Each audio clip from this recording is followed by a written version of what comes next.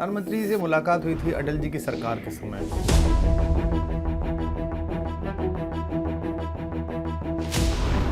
मैं कवि के रूप में अटल जी के परिवार में उनके छोटी गोष्ठियों में जाता रहता था। प्रमोद जी आमंत्रित करते थे और उस समय प्रधानमंत्री जी के पास पार्टी का महत्वपूर्ण काम था। तो संवाद में पता चला कि वो भी गुजराती कविताएं लिखते हैं। वो उस समय कहीं एक सांसद महोदय के घर पे रहते थे और मैं पहली बार गया तो मुझे लगा कि इतना महत्वपूर्ण पद पे एक आदमी है और इतना साधारण तरीके से एक टेप रिकॉर्डर जो होता था पुराने ज़माने का, वो वीडियो वाला, वो ऑडियो वाला रखा हुआ है, कुछ कैसेट्स रखी हुई हैं, कुछ किताबें रखी हुई हैं, एक तख्त है, एक अलमारी है।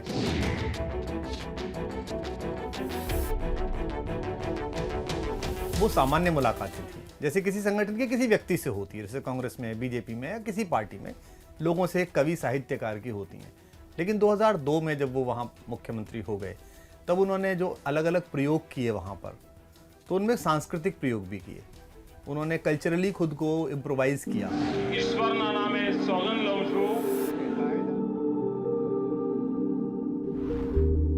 राष्ट्रवाद तो मूल फलक है उनकी वैचारिकी का, उसके चारों तरफ ही उनकी चिंतना आप देखिए घूमती है और वो अब डीएनए में इतनी घुल मिल गई है उनके में कि आप सोचें उससे वो बाहर सोचेंगे वो नहीं सोच सकते। और मूलतः राष्ट्रवाद समाजवाद ही है।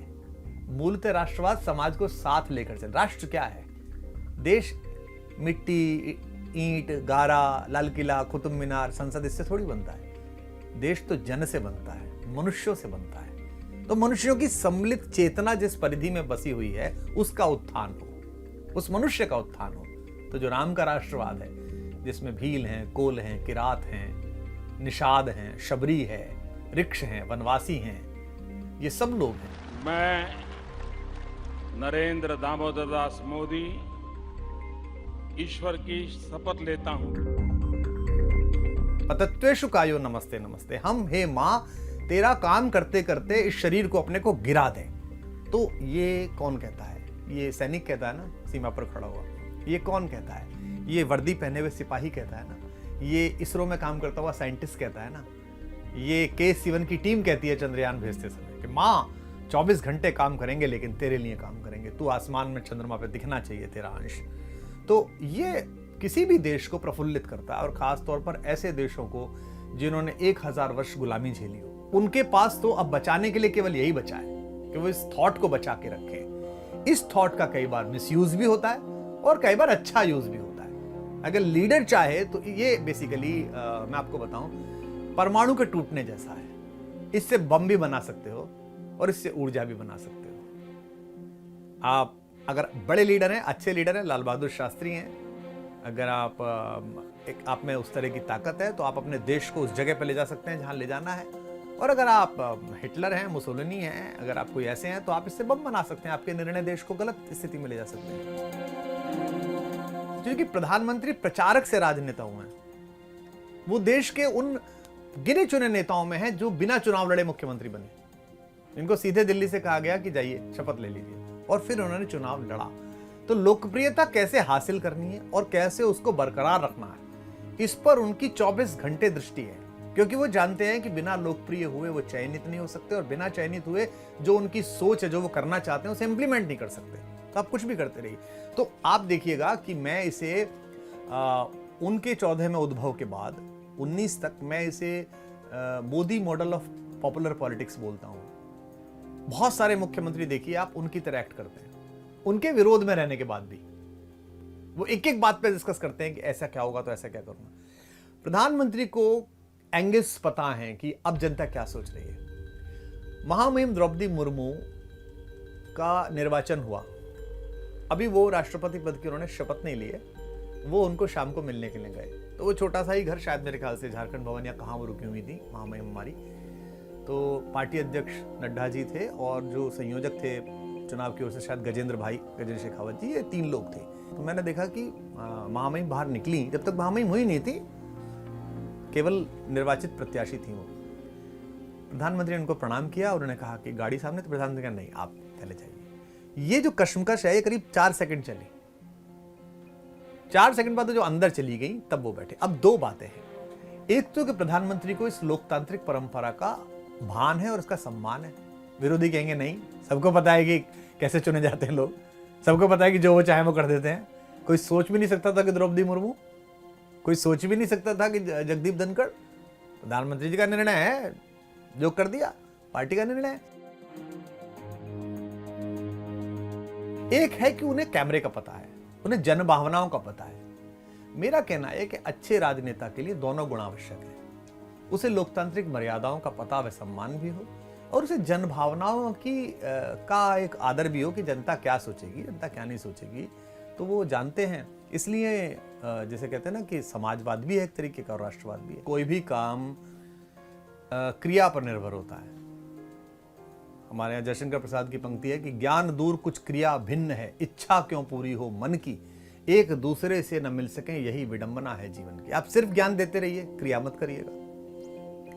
भाई आज जो लोग प्रश्नों के घेरे में हैं, देखिए लोग कहते हैं कि मोदी जो है तानाशाह है, मोदी क्या लोकतंत्र नहीं है। ये कौन लोग कहते हैं? आप चलना शुरू करिए उत्तर प्रदेश में, वो लोग जो अपने पिता की नहीं सुनते, चाचा की नहीं सुनते। दिल्ली में वो आदमी जिसने अपने गुरु की नहीं सुनी, अपने भाइयों जैसे दोस्तों की हत्याएं की राजनीतिक।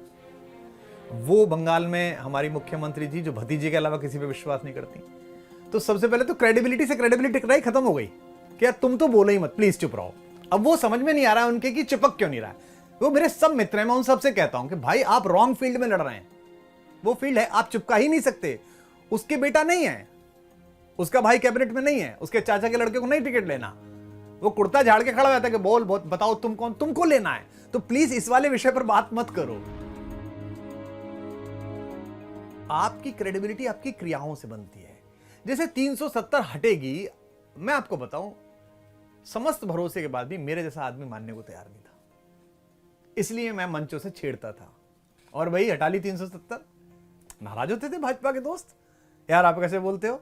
अब मैं कहता हूं कि चलो युग को एक ऐसे चंद्र बरदाई की आवश्यकता है जो बीच बीच में पृथ्वीराज को कहता रहे कि बना, करता क्यों नहीं है, मत चूके चौहान।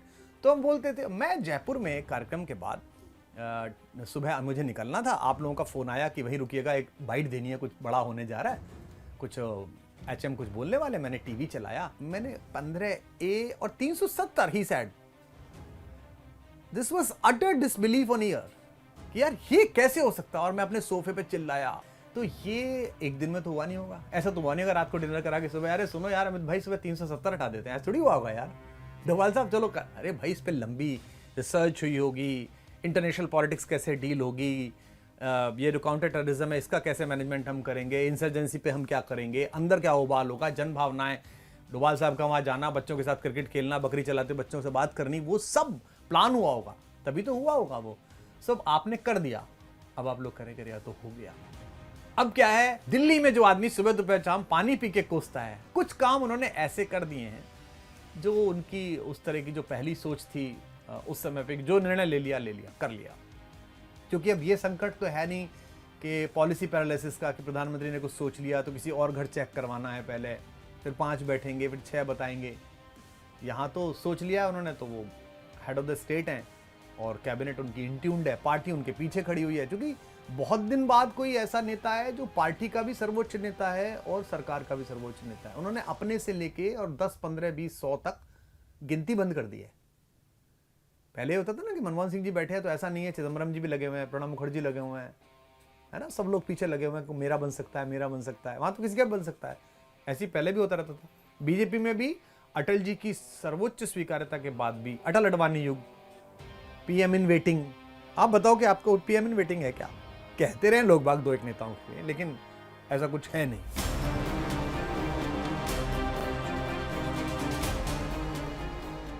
सिंबॉलिज्म है सियासी अंदाज में या किसी भी अंदाज में। फकीर, जब आप सार्वजनिक जीवन में हैं तो फकीर होना सिंबॉलिज्म है। प्रधानमंत्री ब्रांडेड कपड़े पहनते हैं, प्रधानमंत्री अच्छे से रहते हैं, एंड आई एम हैप्पी, मतलब as a citizen of a country मैं बहुत खुश हूं कि मेरा प्रधानमंत्री अच्छा दिखे। अब विश्व में कहीं जाए तो मेरा प्रधानमंत्री, कोई भी प्रधानमंत्री हो, मेरे को अच्छा लगे। तो अच्छे दिखते हैं, सुदर्शन है, पगड़ियों का चयन करते हैं, बढ़िया करते हैं। बट भारत में एक बड़ी कंसेप्ट है कि अगर आपके चारों तरफ आपके पारिवारिक वो लोग नहीं है जिनके भले के लिए आप सोचते हो, जिनके जीवन के बारे में आप सोच रहे हो, तो वो आदमी इमेज बना लेता है कि तो फकीर है।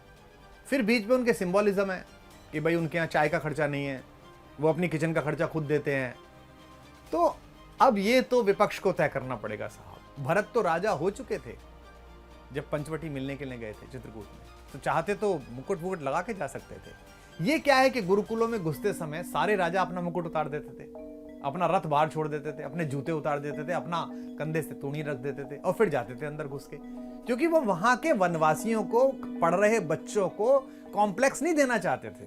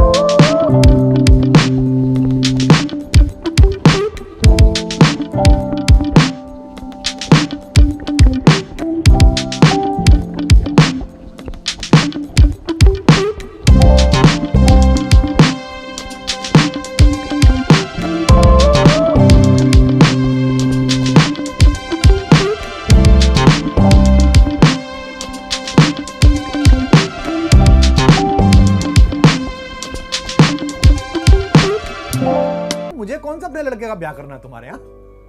तो मेरे को क्या बकवास करते हो? मांग के खाई वो मस्जिद में सोई वो, मांग के खाऊंगा मस्जिद के बाहर सो जाऊंगा। ये जो जुमला है कि मेरा क्या है, झोला उठा के चला जाऊंगा, इसको विपक्षी जिस तरह से डील करते हैं, उनका डील करने का तरीका गलत है। प्रधानमंत्री के अंदर है या सिंबोलिज्म है, जो भी है, बट इट इज ब्रॉट, ये बाई किया जा रहा है। जिस समय उन्होंने ये कहा कि मैं सुभाष की मूर्तियां खड़ी करूंगा, जॉर्ज पंचम को हटाऊंगा, मैंने उसी समय उनके विरोधी से कहा कि तुम छाती पीट के मर जाओ, देश तुम्हारा तर्क बाई नहीं करेगा। क्योंकि भाई साहब, इस देश में इतना ज्यादा 1000 साल की गुलामी को लेकर गुस्सा है, इस देश में सुभाष बाबू के प्रति कृतज्ञता न ज्ञापित करने के खिलाफ इतना ज्यादा गुस्सा है। पुराने गुलामी के चिन्ह हटाने ही चाहिए, बट उन्हें पता था कि नौसेना का यार झंडा बदलना जैसी छोटी चीज, दिस इज कॉल्ड मोदी, कि झंडा बदलना है, ये किंग जॉर्ज का जो क्रॉस लगा हुआ ये हटाना है। तो उनको पता है कि अगर ये हटाना है और ये करना है तो सिंबोलिज्म से खेलना कैसे, पब्लिक सेंटिमेंट से कैसे इसको जागृत रखना। जो लोग कहते हैं कि पब्लिक सेंटिमेंट से रियल समस्याओं का समाधान क्या होगा, वो गलत है। मैं मानता हूं कि नहीं होगा, लेकिन रियल समस्याओं के समाधान के लिए पब्लिक सेंटिमेंट जरूरी है।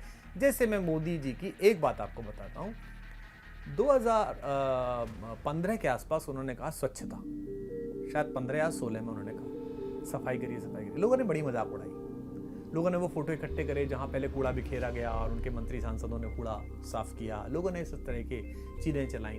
तो एक जनरेशन में ये बात गई कि गंदगी नहीं करनी है। अब ये केवल मोदी से नहीं चलेगा, उनके बाद जो भी प्रधानमंत्री आए, उनके बाद जो प्रधानमंत्री आए वो लगातार कहें तो 15, 20, 30 साल में देश में एक सफाई की योजना आ जाएगी।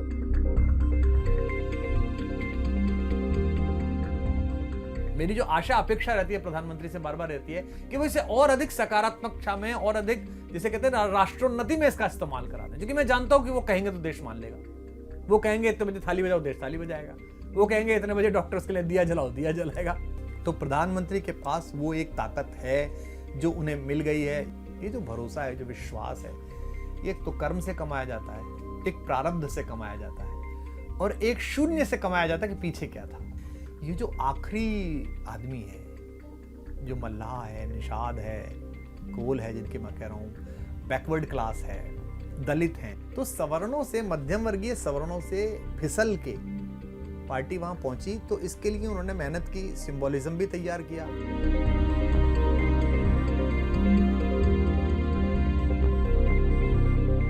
आज आप ट्राइबल में देख लीजिए ना, ट्राइबल के समूह बन गए थे राजस्थान में, ट्राइबल का समूह बन गया था मध्य प्रदेश में, ट्राइबल का समूह झारखंड में है ही, ट्राइबल का एक समूह छत्तीसगढ़ में भी काम करता है, अलग अलग। और ट्राइबल आउटफिट जो है वो पॉलिटिकल क्लैंस में कन्वर्ट हो रहे थे, 5 सीट, 3 सीट, 4 सीट आने लगी थी। द्रौपदी मुर्मू को महामहिम राष्ट्रपति जी के का जो निर्वाचन हुआ है, जिस पद पर वो गई हैं, उससे कितना बड़ा संदेश गया है।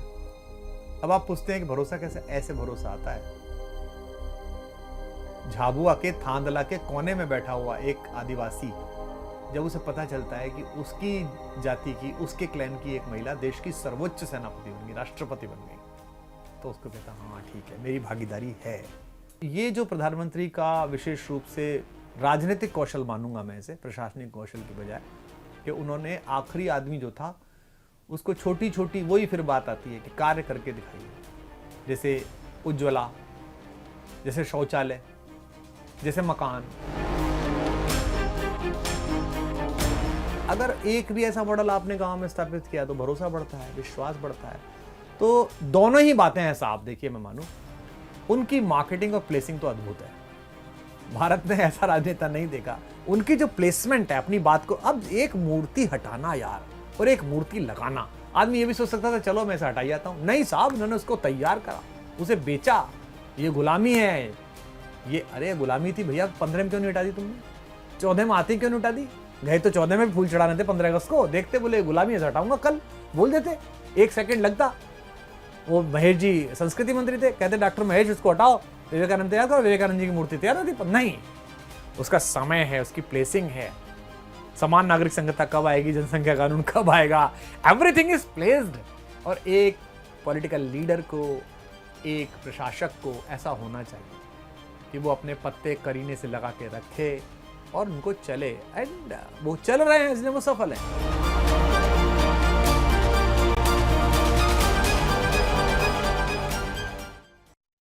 एक तो उनकी साहसी जो प्रवृत्ति है, रिस्क लेने की, कि आगे बढ़ने की, और निश्चित रूप से जब आप इतने क्षेत्रों में घूमते हैं तो आपकी समझ जनता के प्रति, समुदायों के प्रति, जातियों के प्रति, धर्मों के प्रति बढ़ती है। और अगर वैश्विक रूप से घूमे तो देशों के प्रति बढ़ती है। ये आपकी जो आउटरीच जितनी ज्यादा हो, ये आपको उतना समृद्ध बनाती है। तो प्रधानमंत्री ने प्रचारक के रूप में बहुत काम किया है, बहुत घूमे हैं, संगठनकर्ता के रूप में बहुत घूमे, तो निश्चित रूप से उन्हें मध्य प्रदेश की जो समझ है, जो राजस्थान, अब एमपी में वो रहे हैं। एमपी में आज जो लोग राजनीति के पर्याय हैं, चाहे कैलाश जी हों, चाहे शिवराज जी हों, इन सब के साथ उन्होंने संगठन के प्रभारी के रूप में काम किया है। ओम माथुर के साथ काम किया है, उत्तर प्रदेश में काम किया है, पंजाब के प्रभारी रहे, जम्मू कश्मीर पंजाब के। अब उन्हें कोई आदमी पंजाब पे ज्ञान देने आए कि साहब वो मालवा रीजन में ऐसे होता है और माझा में ऐसे होता है, तो दे नहीं सकता, ही नो। अरे इज ए क्विक लर्नर। जैसे आप उनके पास जाइए, एक बार शूट की बात आप कर लीजिए, कोई वो पूछें कि ये कैसे होता है, ये वाला कैमरा कैसे चलता है, ये पार्चर क्या लगता है, लाइट क्या लगता है, एक बार उन्होंने समझ लिया। 10 साल बाद कोई आदमी आएगा तो उसे बता सकेंगे कि इसमें तो ऐसे होता है, इस कैमरे में तो वैसे होता है। तो ये जो स्मृति है, जो क्विक लर्निंग है, ये एक लीडर को ग्रो कराती है, और एज ए लीडर उन्होंने ग्रो किया है। ऐसा नहीं है कि हर निर्णय सही ही पड़ता हो। जैसे वो नवाज शरीफ के गए थे तो उस निर्णय की बहुत आलोचना हुई थी, आपको याद है, और पुलवामा के बाद तो बेहद आलोचना हुई। पुलवामा के समय में सब गुस्से में थे, लेकिन इतना होगा ये मुझे भरोसा नहीं था। मोदी जी ने जो करा वो जैसे भी करा होगा, पर देश ऐसा देखना चाहता था कि आप घुस के मार के गए हमारे, तो हम भी घुस के मारेंगे। ये जो घुस के मारेंगे, ये देश की दमित इच्छा थी। ये 135 करोड़ लोगों का मन था कि मारे से, मार दिया तो 135 करोड़ ताली बजाने लगे। तो प्रधानमंत्री का जो हौसला था, एक तो उसने काम किया कि नहीं ऐसे नहीं चलेगा। आप सोचिए ये हौसला पहली बार आपको कब दिखा? हर स्तर पर हमारी क्षमताओं का विस्तार हुआ है। हमारी सेना ने ये स्पष्ट संदेश दिया है कि हम छेड़ते नहीं हैं, लेकिन किसी ने अगर छेड़ा तो हम उसे छोड़ते भी नहीं है। ये पहली बार आपको देखा लाल बहादुर शास्त्री, जब सेनाध्यक्ष ने आके कहा कि जी उधर से आके मार के भाग जाते हैं कबायली, तो बोले वहां जाके मारो। तो उसने कहा साहब इसका मतलब तो युद्ध होगा। बोले अपने नागरिकों की रक्षा के लिए शांति और युद्ध करना पड़ेगा, और घुस के मारा। तो आज भी शास्त्री जी के नाम पे इस देश में ताली बजती है। दूसरा आदमी आपके पास ये आया, पूज्य अटल बिहारी वाजपेयी ने कारगिल युद्ध में ये नहीं किया था, एयरफोर्स नहीं गई थी। कारगिल युद्ध हमारे नौनिहाल नवीन छौने जैसे लड़कों के सहारे जीता था हमने। पर इस जमीन में घुस के मारना, कि वहीं जाके मारूंगा, जैसे हमारे यहाँ गांव जवार में कहते हैं ना, तेरे घर में घुस के मारूंगा, ये आपकी हनक का प्रतीक है। तो ये भारतीय अस्मिता का, स्वाभिमान का प्रतीक बन गया। अब वो इतिहास में लिख गई है। आप गाली दीजिए, कुछ करिए, मोदी ने वो क्रेडिट ले लिया है as a executive chief of this country. ये समझना पड़ेगा। तो इसके लिए जो आत्मविश्वास आता है वो जनता से आता है। अगर जनता साथ नहीं है, अगर इलेक्टोरल प्रोसेस में नंबर नहीं दिख रहे हैं तो नहीं आएगा। इसलिए आपने देखा होगा जहां जहां इलेक्शन फंसता है ऐसा लग रहा होता है चल रहा है इलेक्शन, फंस गया, लास्ट में प्रधानमंत्री उतरते हैं और बदल देते हैं। उत्तर प्रदेश के लास्ट चरणों में यही हुआ, पिछले गुजरात चुनाव में भी यही हो रहा था। ऐसा लगता है कि ये वाला इलेक्शन फंसा, फिर प्रधानमंत्री उतरते हैं, फिर बदल जाता है, क्योंकि उन्हें पता है कि एक बड़ी जनसंख्या उन पर भरोसा करती है। और मैं फिर दोहरा रहा हूं कि उन्हें उस भरोसे को बड़ा करना है, सच सिद्ध करना है, और लोक मंगल के और बड़े निर्णय जो ये देश प्रतीक्षा कर रहा है वो लेने पड़ेंगे। मंदिर में 200 सीढ़ी होती हैं, 20 सीढ़ी पे बच्चा हाँफने लगता है, वो कहते हैं बस बेटा 5 और है, बस बेटा 6 और है पप्पू, अभी चढ़ते बेटा। बाप झूठ थोड़ी बोल रहा है, अगली 6 उसके बाद 6 और हैं। बच्चे का आत्मविश्वास बना हुआ है कि 6 के बाद हो जाएगा, 7 के बाद हो जाएगा। प्रधानमंत्री का 47 तक का कोई ख्वाब नहीं है, ईश्वर उन्हें शतायु करे, लेकिन उनका प्रधानमंत्री पद पे दावा तो है नहीं। 47 में क्या होगा, 50 में क्या होगा ना पता भी नहीं है। जैसा कि अब अप्रोच कर रहे हैं 75 की, 72 या 73 जहां भी है, ईश्वर उनको आयु दे, 100 वर्ष से अधिक की आयु दे। लेकिन वो इस देश को भरोसा, भाई एपीजे अब्दुल कलाम क्या कहते थे 2020, ये 2000 में कह रहे थे वो कि 2020 में हमको यहां पहुंचना है एज ए राष्ट्रपति, जबकि उनके पास तो कोई कार्यकारी का काम भी नहीं था, राष्ट्रपति थे। तो एक नेता की जिम्मेदारी होती है, थक कर बैठ गए क्या भाई, मंजिल दूर नहीं है, दिनकर जी ने लिखा। तो ये जो नेता की जिम्मेदारी, बस अब करा।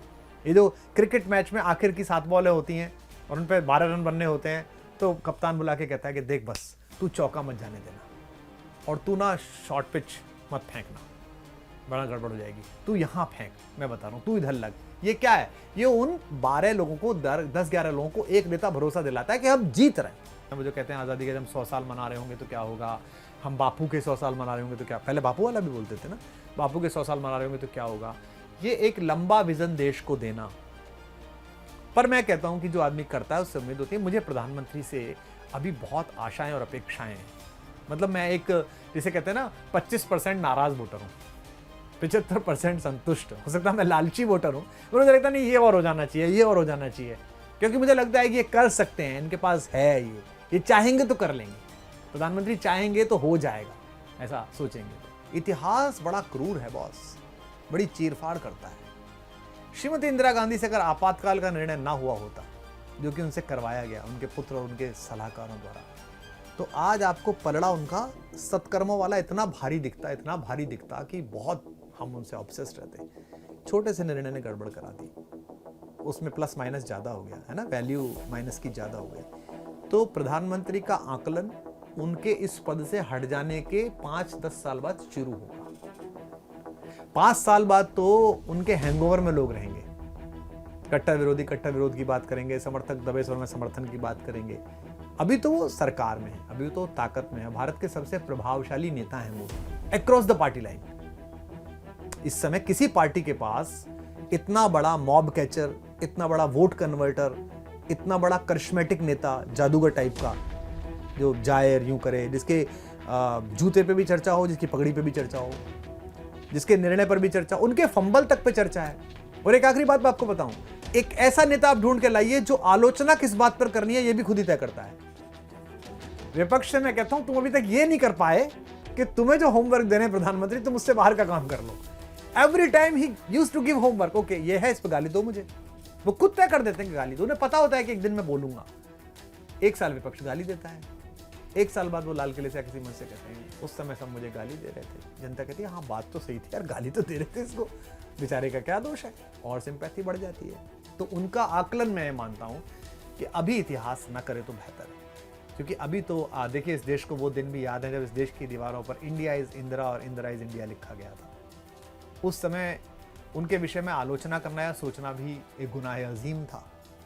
अभी तो प्रधानमंत्री उनसे ज्यादा बड़े करिश्मेटिक लीडर हैं और उनसे ज्यादा व्याप्ति है उनकी, सोशल मीडिया और मुखर समर्थक हैं, बहुत मुखर समर्थक हैं। आप चौराहे पे बात करिए, लोग लड़ मरेंगे आपसे। सामान्य आदमी जो ट्रेन में, लोकल ट्रेन में, मेट्रो में चलता हुआ, बस में चलता हुआ, चौराहे पे बैठा हुआ, गांव की चौपाल पे बैठा हुआ, जिस मुखरता के साथ उनके लिए लड़ता है, ऐसा नहीं है कि श्रीमती सोनिया गांधी के समर्थक नहीं, उनकी विनम्रता, उनकी शालीनता इसके समर्थक नहीं। ऐसा नहीं कि अशोक गहलोत बेहद विनम्र मुख्यमंत्री, मुझे नहीं लगता कि इतने गांधीवादी थॉट का कोई चीफ मिनिस्टर ऐसा हो, इतना सादा, उनके समर्थक नहीं है।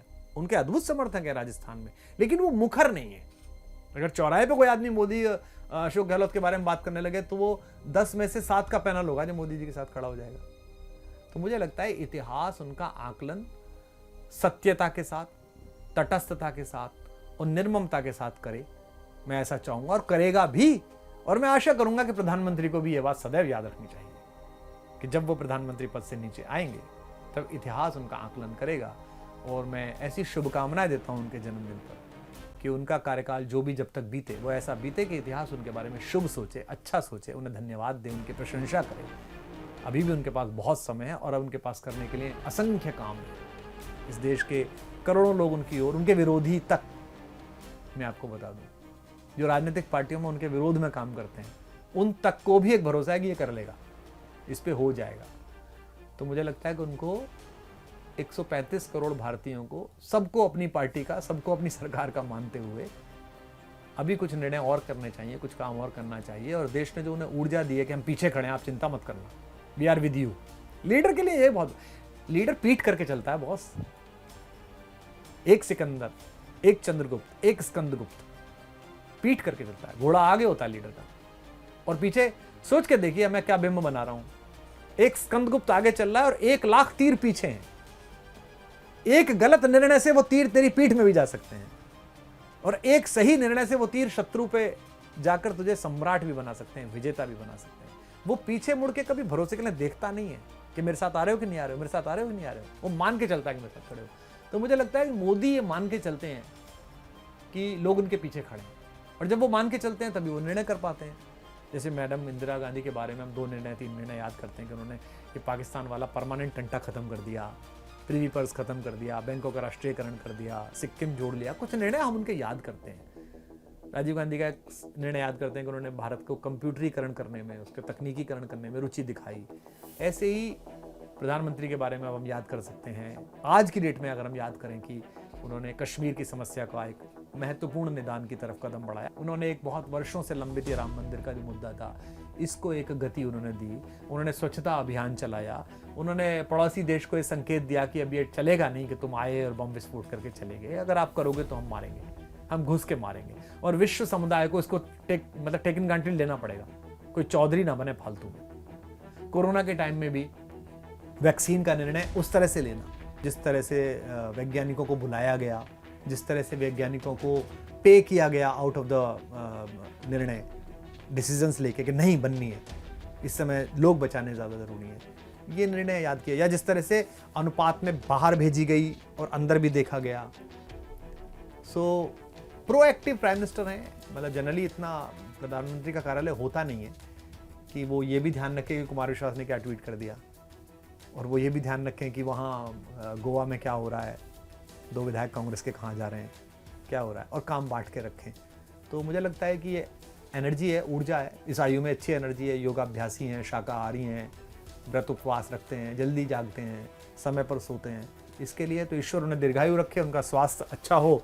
और राजनीतिक नेता के अतिरिक्त तो मेरी जो उनसे एक मैत्री है, एक बड़े की तरह, वो सुदीर्घ रहे।